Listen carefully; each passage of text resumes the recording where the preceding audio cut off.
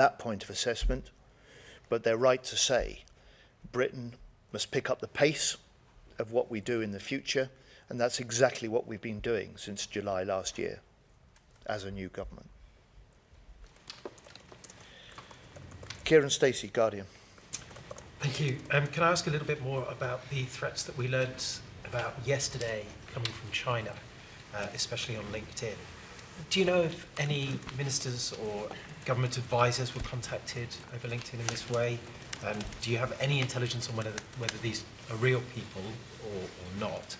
And is there any advice that you're issuing either to government officials or to the public at large about using LinkedIn? In reverse order, Kieran, the Speaker issued advice to all MPs.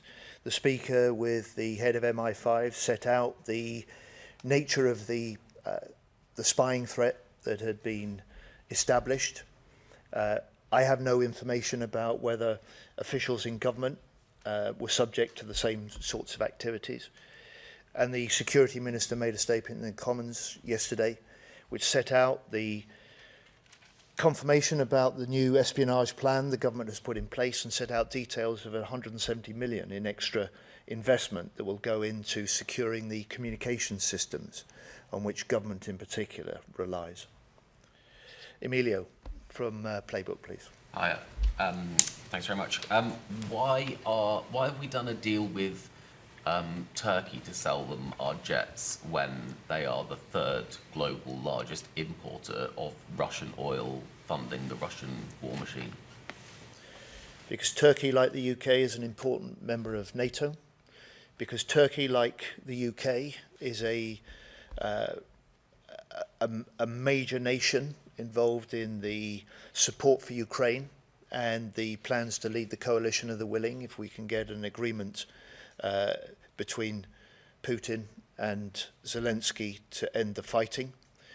And because working with other NATO allies together, bringing yet another nation into that group of typhoon flying nations allows us to strengthen that wider European security, to respond to this new era of threats that we face, and it allows us also to boost the direct investment that underpins, in this case, 20,000 UK jobs. So this deal, the biggest British fighter jet deal for 20 years, will secure those jobs for years to come. And then finally, Arj Singh, please. Hello, Defence Secretary. I wanted to come back on the Safe Rearmament Fund, if I could. The two sides, according to reports, are really, really far apart on this. The EU's demanding billions of euros. We're offering hundreds of millions of pounds.